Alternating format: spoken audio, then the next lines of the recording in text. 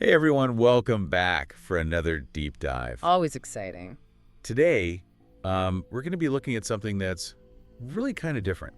Yeah. It's potency, World Academies. And they're talking about these girl-only education ecosystems. Interesting concept. So think about it like residential learning communities, but designed specifically for, for girls. Entirely with young women in mind, not just academics, Yeah. but for like their complete well-being.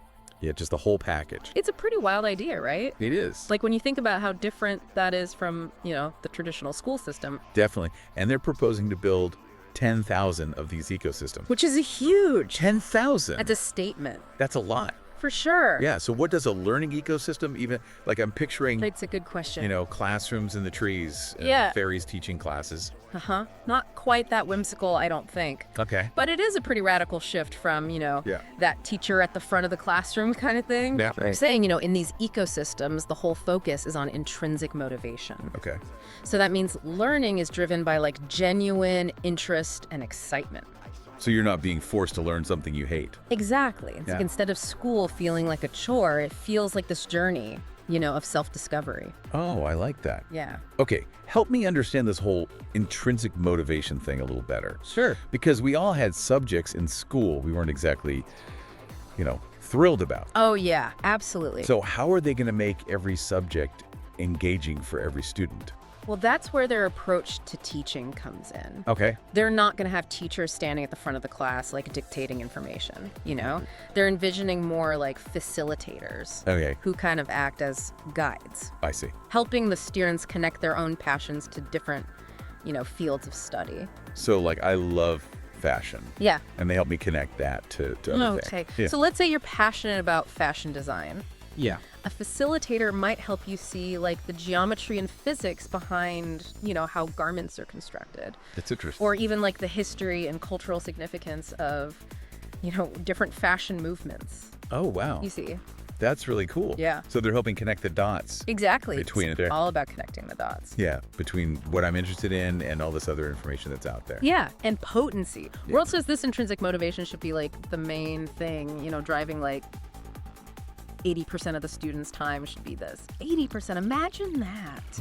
Well, Spending most of your school day just like doing what you love. pursuing what you're actually excited about. Yeah, that's amazing. Yeah. But what about the other 20%? Yeah, good question. Are they just letting the kids run wild the rest of the time? No, not at all. Okay. That remaining 20%, they actually call it the 20%. Okay. And that's dedicated to building like a solid foundation for well-being, which they think is, crucial for effective learning and personal growth. Yeah, makes sense. Yeah. Okay, so tell me more about this 20% then. Yeah. Right. What kind of things are we talking about here? Well, it covers a pretty wide range of things, from physical fitness and nutrition to sleep, Okay. mental well-being practices, even things like financial literacy and digital citizenship, Wow, it's a lot. which, they say those are often overlooked in traditional education. It sounds like they're trying to make well-rounded people and not just, Exactly. book-smart robots. They're not just trying to create like academic robots. They believe that true success in life requires more than just, book smarts. Right. It's about developing the whole person, physically, mentally, emotionally, and socially. I like that a lot. Yeah. So why girls? Yeah, that's a great question. Why just girls? What's the thinking behind that? Potency. World addresses this directly. They say that by removing the social pressures and gender stereotypes that can sometimes exist in, co-ed settings, girls are free to explore their full potential without those limitations. I see. So think of it as creating like a safe space where they can, be assertive and take risks and really embrace their individuality without feeling judged or compared. That makes a lot of sense. Yeah. And that's really appealing. Yeah, and here's another interesting point. Okay. They believe that young women's brains in particular are uniquely wired to approach problems with fresh perspectives and potentially find solutions that, others might miss. Hold on, what do they mean by uniquely wired? Is there science behind that? Well, they argue that because young women haven't been as heavily conditioned by societal norms Right. and expectations, they may be more open to unconventional solutions and thinking outside the box. Because they haven't been told no as much. Yeah, exactly. They haven't been told as often what they should be doing, so they're more likely to explore, what could be done. That's interesting. Yeah. Is there really just young women, though? That's a valid question. I mean, wouldn't that apply to boys, too? It's a good point, and it's definitely something that we can explore further, I think. Okay. It's important to note that this whole concept of the unconditioned brain is really just one aspect of Potency World's vision. Right. And, there's definitely room for debate. Of course. And more investigation into, If it's scientific validity of their claims. Yeah. Okay, well, I would love to hear more about that debate later on. Yeah. But for now, let's dive into, the specifics of their program. We've Okay. talked about the 20%, the structured portion. Yeah. What does that look like? All right, well, let's start with the physical aspects. They recommend strength training 3 to 4 times a week using body weight exercises or resistance training. So, push-ups, squats, lunges. Exactly, things like that, the basics. Okay. And they also suggest 20 to 40 minutes of cardio 5 to 7 times a week, Wow. which could be anything from running and swimming to, playing team sports. So they're serious about fitness. Oh, yeah. It sounds like. They're really emphasizing a healthy lifestyle Yeah, from the beginning. from the get-go. And what about food? What are they saying about nutrition? Well, they emphasize a balanced diet of whole foods, fruits, vegetables, lean protein, healthy fats. Okay. Pretty standard. And they encourage limiting processed foods and sugary drinks. Yeah, that makes sense. Pretty standard healthy living advice. Right. But there is one thing that they specifically mention. Okay, what's that? The use of fasting to boost brain clarity. Wait, fasting. Yeah. Not eating. Intentionally not eating for a certain period of time. Yeah, there's a growing body of research on the potential benefits of fasting, for your brain. Yeah. And it seems like Potency World is incorporating those findings into their approach. Okay, I definitely want to hear more about that later. Yeah, we can dive into that. Okay, well, let's move on to sleep. All right. What are they recommending for sleep? They're big advocates for consistency, Oh, aiming for 8 to 10 hours of sleep every night, 8 to 10. and going to bed and waking up at the same time each day, even on the weekends. Wow. That's a lot more sleep than I think most teenagers get. Probably, yeah. But I can see how that would be good, to have that regular sleep-wake cycle. Oh, yeah, absolutely. It's beneficial for their overall health and their focus. Definitely. And how do they recommend, making sure they get good sleep? Well, they suggest making the bedroom dark and quiet and cool, Yeah, and avoiding screens for at least 30 to 60 minutes before bed. that makes sense. Yeah, that blue light can really mess with your sleep. Yeah, definitely. Yeah. Okay, so we talked about physical activity, Yeah. nutrition, and sleep. What about mental and emotional well-being? Right. Well, that's where things get really interesting. They encourage daily meditation, Okay. whether it's mindfulness, deep breathing, or guided imagery, Meditation in school. for about 10 to 15 minutes each day. That's so different. It is. That's really different. It is a departure from the traditional model for sure. Yeah. But, the research on the benefits of meditation for reducing stress and improving focus, Yeah. it's pretty compelling. Yeah, I can see that. And they also encourage journaling, both written and video journaling, Oh, wow. to help students kind of process their thoughts and goals and experiences. Yeah, that's great for self-awareness. Exactly. It helps build self-awareness and emotional intelligence. Anything else? Yes. They recommend spending at least 2 hours per week in nature, Oh, that's nice. which studies have shown can, reduce stress and improve mood.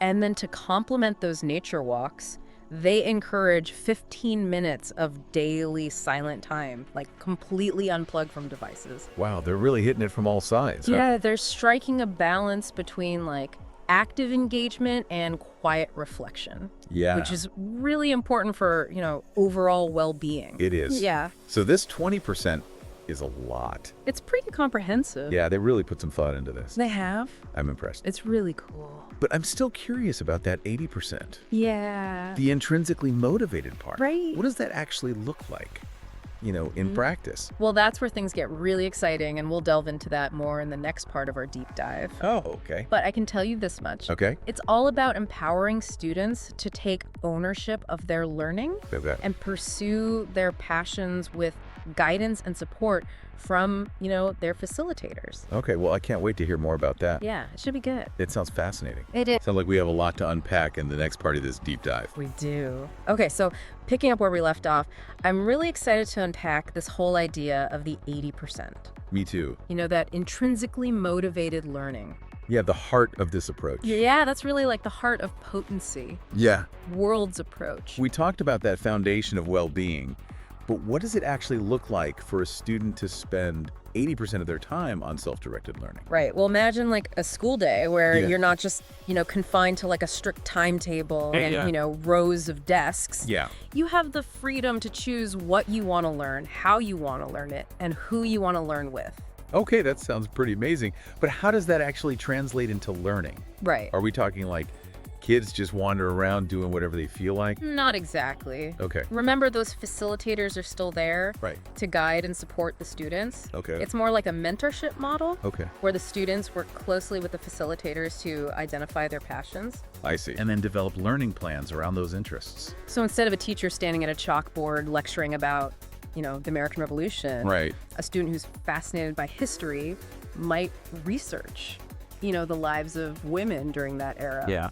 Or create like a documentary about a lesser known battle or something. Exactly. And that project could even involve like collaboration with other students who have similar interests. Maybe they work together to like create a website or write and perform a play. Oh, wow. Or even build a scale model of, a Revolutionary War battlefield. I love that. It really comes alive. Yeah. Instead of just passively absorbing information. Yeah. Students are actively like engaged in creating something, They're creating instead of just consuming. Exactly. And that active engagement is key to like fostering deeper understanding and a lifelong love of learning. Right, because they're excited about it. Exactly. Remember, we talked about intrinsic motivation. Yeah. This is where it really I shines. see that. When students are passionate about what they're learning, they're more likely to go above and beyond and really own their learning journey. That makes sense. Yeah. And it probably makes the facilitator's job more rewarding too, right? Absolutely. Instead of trying to like force feed information, Right. they're guiding and supporting students who are genuinely excited to learn. Exactly. And by giving students, this ownership over their education Yeah. potency, World believes they're fostering essential life skills. Right. Like critical thinking and problem solving and collaboration. Okay, I'm sold on the concept. Uh-huh. But what about the drawbacks? Yeah, that's a good point. What are some of the potential downsides or challenges to this model? All right. Well, one of the biggest critiques you hear is that a single-sex environment doesn't accurately reflect the real world, Right. where men and women obviously interact all the time. Yeah, of course. So some people argue that, sheltering girls from those interactions could hinder their social development I see. and make it harder for them to navigate, co-ed environments later in life. It's like the argument against homeschooling. Exactly. Like they're in a bubble. Right. It creates a bubble that bursts when they, enter the real world. Yeah. And another potential concern is that separating boys and girls could reinforce gender stereotypes. Oh, how so? Well, if the curriculum or the overall environment leans too heavily into traditional notions of femininity, Right. it could create a sort of echo chamber that reinforces, the very stereotypes they're trying to break free from. Yeah, you're trying to empower them, but you might be limiting them at the same time. Exactly. It's a delicate balance for sure. For sure. And then there's the issue of access and affordability. Right. Creating and maintaining these, residential learning communities Yeah. sounds incredibly expensive, Yeah, it would be. which could limit access to a privileged few. So it might actually worsen existing inequality. Exactly. It raises concerns about equity for sure. And we Yeah. can't forget about the logistical challenges. Right. Like finding qualified facilitators who are, comfortable with this student-led approach. Yeah, that's a specialized skill set. It is. And then even if you have the best facilitators in the world, Right. there's no guarantee that this model would be the right fit for every girl. That's very true. Yeah, Learning styles and preferences vary so much. for sure. And some girls might thrive in, co-ed environments where they can learn from and collaborate with a diverse group of peers. Right, and it's important to remember, too, Yeah. that potency world is still really in the conceptual stage. It is. We're talking about their vision, Right. but who knows what challenges they'll run into when they try to put it into practice. Absolutely. There are bound to be unforeseen challenges and adjustments as they move from theory to practice. So lots of potential benefits and drawbacks to think about. Definitely. It's complicated, It's not a simple black and white issue, that's for sure. which makes it interesting. And that's what makes it such a fascinating topic to explore. Yeah, it does. It challenges us to think critically about the current state of education and consider, alternative approaches. Speaking of alternative approaches, earlier we touched on that idea of the unconditioned brain, Right. particularly in young women, leading to unique problem-solving abilities. Yes. I was a little skeptical about that, and I'd love to dig into that a little deeper. Of course, it's a provocative concept, It is. and it definitely warrants further discussion. So what are they actually saying? Well, they're essentially saying that because young women haven't been as heavily influenced by societal norms and expectations, Right. they may be more open to unconventional solutions and thinking outside the box. Okay, I can see how that might be true in some cases, Yeah. but is there any actual evidence to support that? Well, there's a growing body of research on neuroplasticity, the brain's ability to change and adapt throughout life. So their argument is that because girls are often socialized differently than boys, their brains might develop differently, leading to unique cognitive strengths. That's essentially their hypothesis, Okay. and it's not entirely unfounded. Research has shown that on average, there are some differences in brain structure and function between men and women. However, Yeah. it's crucial to emphasize that those differences are often subtle Okay. and don't necessarily translate into clear-cut cognitive advantages or disadvantages. Right. It's also important to avoid overgeneralizing. Yeah. Just because there are some average differences between male and female brains Right. doesn't mean that every woman thinks the same way. Of course. Or that there's even a female way of thinking. Yeah, we're all individuals. Exactly. It's about recognizing individual variability. Right. And avoiding harmful stereotypes. Definitely. And even if we acknowledge that, girls might be, on average, more open to certain types of problem solving, Yeah. we can't discount the fact that boys can also think creatively and challenge conventions. This is more like there's a spectrum, and people fall at different points on that spectrum. Exactly. Okay, so the takeaway here is that while that idea is interesting, Yeah. it's important to be careful about making assumptions based on gender. Exactly. We need to consider the research, acknowledge the complexities of brain development, Yeah. and recognize that individual differences far outweigh any average gender-based differences in cognition. I'm glad we talked about that. Yeah, me too. It's important to approach these kinds of claims with nuance and critical thinking, Absolutely. especially when we're talking about something as sensitive as gender and brain development. I'm sure. So this brings us back to that bigger question about potency. World's vision for education. Right. We've talked about the pros and cons, Right. but could this actually work? Right. Is this a viable model for the future of education? Yeah. That's the million-dollar question. It is. And I think the answer really depends on a number of factors. Like what? Well, things like funding and resources and public perception. And perhaps most importantly, further research and data to support their claims. Yeah, because right now it's just an idea. It's a bold and ambitious vision, It is. and it'll be fascinating to see how it evolves over time. And maybe in a few years we'll revisit this deep dive and we'll have a whole new set of information. Oh, I would love that. Yeah, It's an ongoing conversation. it is. And one that I'm excited to continue exploring. Well, as we wrap up this part of our deep dive, Okay. what's one final thought-provoking question you would leave our listeners with? Okay, good question. How about this? If potency, world's vision of creating 10,000 girl-only ecosystems were to actually happen, Yeah. what impact do you think it would have on society as a whole? Wow. Would it be a step towards greater gender equality, or could it potentially create new challenges and divisions? That's a really good question. Yeah, something to think about. It makes you think about the bigger picture. It does. How will this impact everyone? Exactly. We're going to take a quick break, and then we'll be back to wrap up our deep dive into potency. World Academies. Okay, so we're back Back again. and ready to wrap up our deep dive into potency, World Academies. Lots to talk about.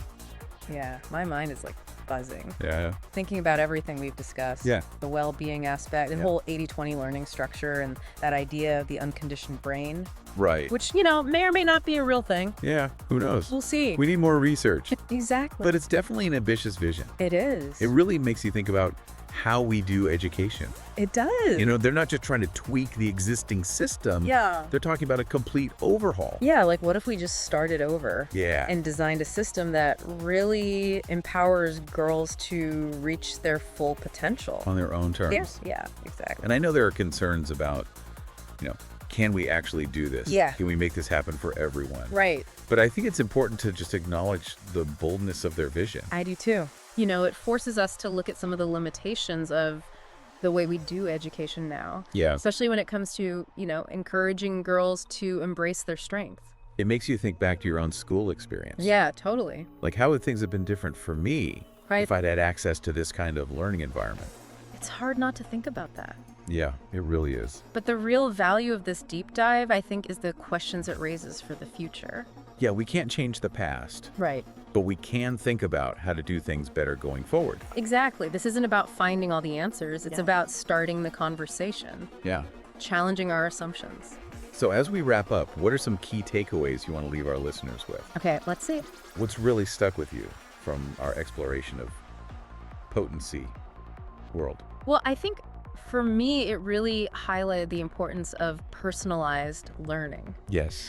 Tailoring education to individual interests and learning styles. Yeah, the 80% of self-directed learning was really interesting. That really resonated with me. It shows that there's no one right way to teach or learn. Exactly. We need to be flexible, We need to have different models. to meet the needs of all learners. Another big takeaway for me was the importance of holistic well-being. Right. That 20% framework really shows how interconnected our physical and mental and emotional and social health are.